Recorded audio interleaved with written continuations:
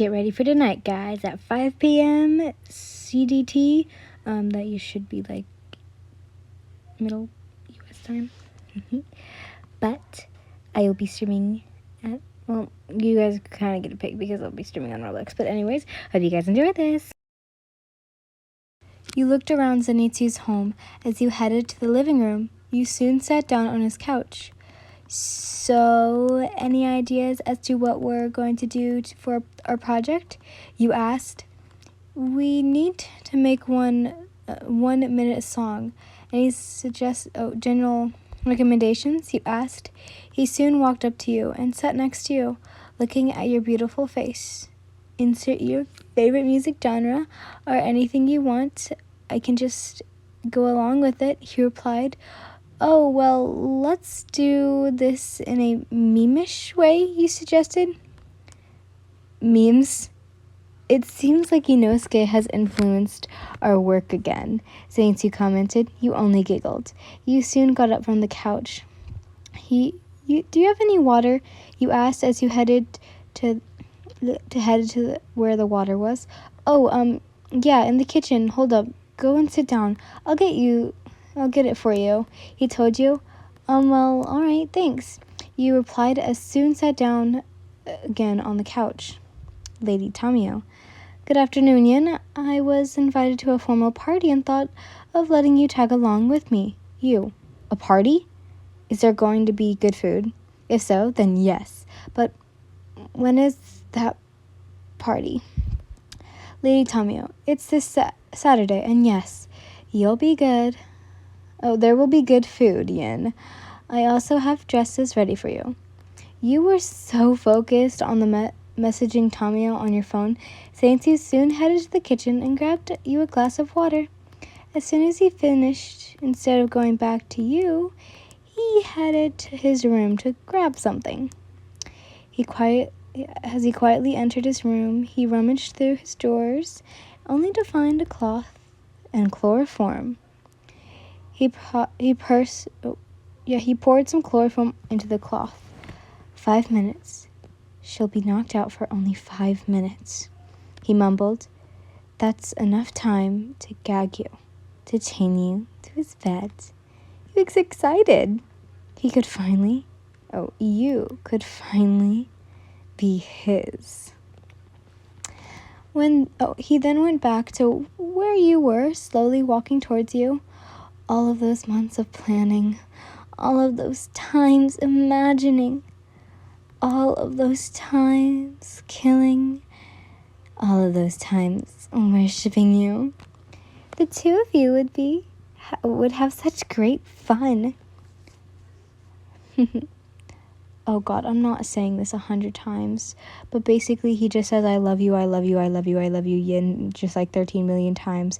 And I'm not saying that because I think, I'm not doing it.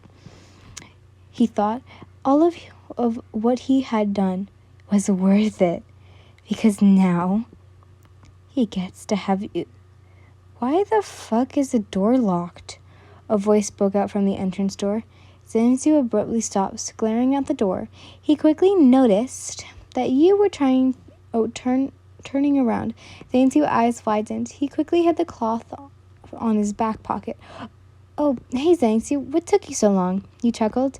He only let out a forced laugh in response as he handed you the glass of water. Oh, thanks. You thanked him. As soon as you turned back to looking at your phone. I think Edgelord is at the door, you commented. Zenitsu soon walked up to the door and opened it, revealing an annoyed Kayako. What? He spat out as he walked inside the house. Kayako looked around and noticed you, which he only rolled his eyes and continued to head to his room. Zenitsu was angry and disappointed. He couldn't execute what he had planned for months. Time skip. Hello, it's Nezuko.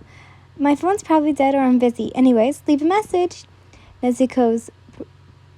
I'm sorry if you can hear my switch. I'm trying to do something. Oopsies.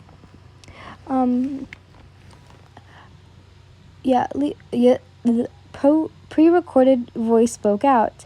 You were calling Nezuko to see if the two of you recently talked about planning to hang out at an amusement park. She's probably busy, you mumbled as you placed your phone down into your pocket. You were at the park. All you wanted to do was relax. And while sitting on a bench today, as you closed your eyes a moment and rested on the bench, a voice called out to you, "Oni-chan?" Your eyes slowly opened as you looked up to see whose voice it came from. It was from, "Oh, hello, Rui." You greeted him. As he sat down next to you. "I haven't seen you in a long time," he spoke out. You let out a chuckle. "Sorry for not visiting you, Rui." He asked. "Oh, yeah." You replied, "Oni-chan, can I rest my head on your lap?" He asks all of a sudden. You were about to reply, but he already laid his head on your lap. "Seems like you're not going to give me a choice, huh?" You giggled. Every time you meet him, he would always have such a clingy behavior. His demeanor now was so different from when you first met him. You soon fiddled with his white hair. "So, Rui, how's school?" You asked. He gave a nasty facial expression. "Are you my mom?" he asks. "Never mind, I'll change the subject." You thought. You rolled your eyes. "I'm just asking how you're doing, Rui." "Whatever, never mind," you told him, and paused before replying. "Well, it's all right. You promised to teach me what I don't understand, but you're never there," he replied with a pout. "And every time I go to your school, you're always busy with that blonde rooster," he complained. "Blonde rooster?" You were surprised at his insults towards Kojiro. You quickly burst out laughing. As you were laughing, he felt proud. He felt a sense of pride that made his precious Oni-chan laugh. "Well, then, I'll hang out with you on Sunday. I'll spend the rest of the day with you on Sunday," you told him. His eyes widened with excitement. He quickly sat up and gave you an excited facial expression. "Really?" He spoke out in disbelief. "He looks like looks like a puppy wagging its tail," you thought as you looked at him. You nodded your head. "Promise?" He spoke out as he held out his pinky finger. "Promise," you reassured him. As the two of you locked pinky fingers. "There's no going back from that. You promised, all right?" he told you. You let out a chuckle. Yes, I promise," you replied. Soon there was a voice that spoke up. "Young master, there you are. We need to head home now." A butler spoke out. Rui glanced at him, but the butler was unfazed. "You should go home, Rui," he told him. "We'll hang out on Sunday. Let's meet up here," you added as he patted his head, to which a hint of pink spread across his cheeks. Okay," he mumbled as he slowly walked up to his butler. You got up from the bench and watched him leave. As you were watching Rui walk away, a voice whispered into your ear. "Yin," a deep voice whispered in your ear. "Shit!" you shrieked in surprise as you turned to see Yurichi. "God, you scared the crap out of me," you spoke as you clenched your chest. "Oh, sorry," he replied. "Well, what were you doing here?" he asked. "I usually come here," you replied, and soon noticed that bitch-ass dog and Demon Killer 9000. Bitch-ass dog only stared at you while Demon Killer 9000 looked concerned. "Impossible. Dumbass bitch is flirting with the listeners? Who the fuck are you?" the cat screeched and soon started scratching the chihuahua. Yurichi was surprised. "Chad, no, don't attack him," he spoke out as he picked up his cat. The cat only hissed at dumbass dog. You then walked closer to dumbass dog, who then looked at you. You couldn't understand why he was staring at you. He then moved closer to you and licked your finger.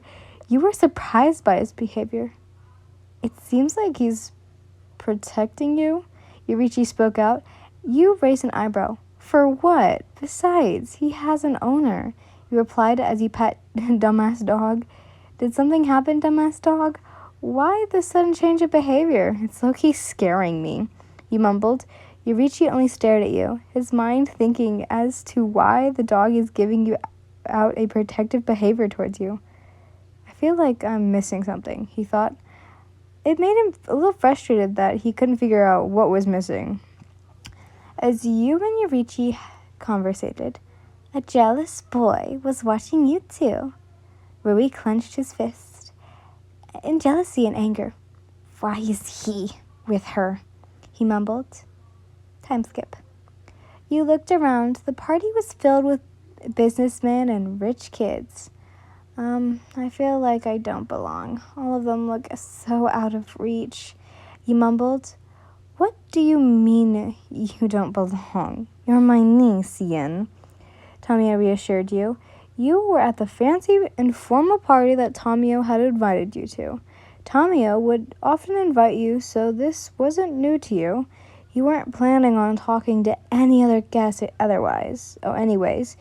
You were just here for Tamio and the food. Yin, Tamio spoke out. You trusted her.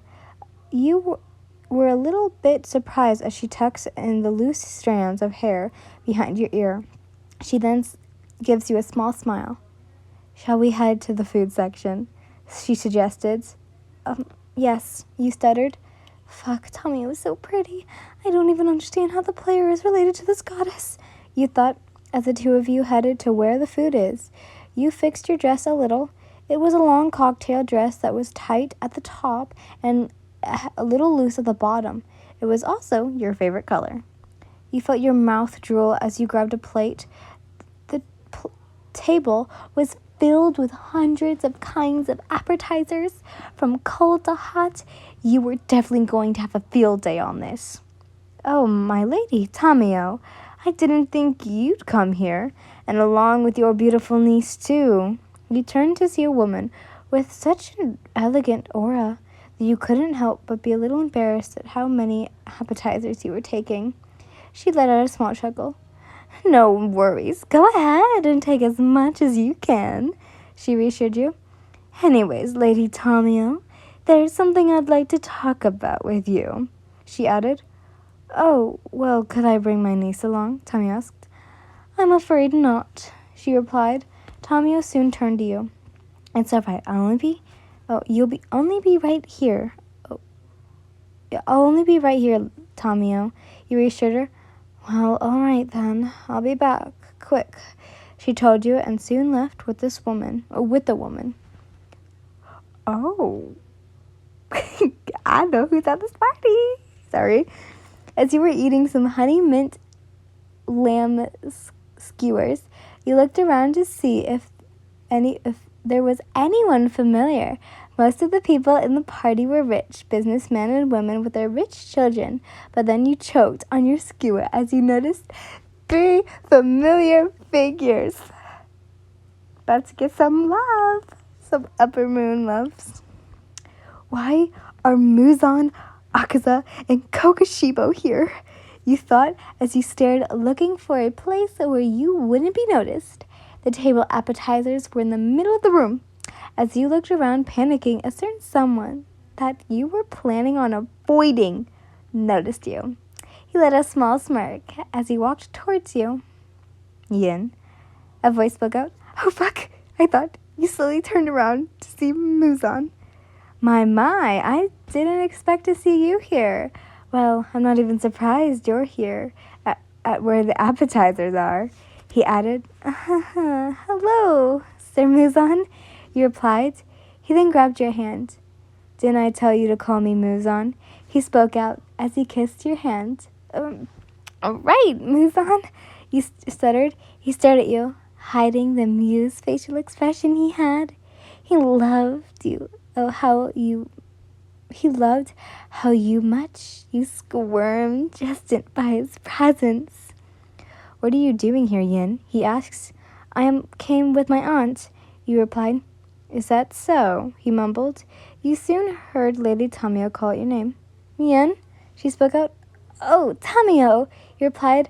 Well, then, I'll take my leave. Oh, well, I'll take my leave, Yen. He told you and soon started walking away. Before he left, he got closer to Tomio's ear. Don't even think about helping her, he threatened. This is going to get confusing, but I know it's confusing for me. Thank you for helping me, Bob spoke out. No worries. Do you remember how you got here? Izuku asks. Bob's ears soon turned red. No, he stuttered. Oh, well then, all right, then. Izuku lets out a small sigh. The two of them just left the police station. After Izuku explained that Bob isn't going to cause any harm, Izuku doesn't know why, but he felt like Bob wouldn't do anything despite knowing what happened in the game. I think we should buy you clothes. The police are going to investigate you again, Izuku mumbled. Oh, thank you, Bob replied. Bob would be lying if he wasn't scared. This was a whole world with powers, and the first time he saw a cat person, he freaked out. And when one of the police used a telekinesis, he also freaked. Izuku calmed him down, though, and reassured him he was safe. Where am I? What about Yin? Grandma? Grandpa? He thought. He couldn't hide his frown as he hadn't made up with his grandmother yet. He let out a sigh. He soon noticed a man with blonde hair and a hat. He couldn't probably see his eye color, but they looked like purple. The man soon walked past them, and Bob soon was back into his thoughts. Without even a passing minute, Izuku shouted, Bob? He shouted as he fell to the ground, wheezing and gasping for air.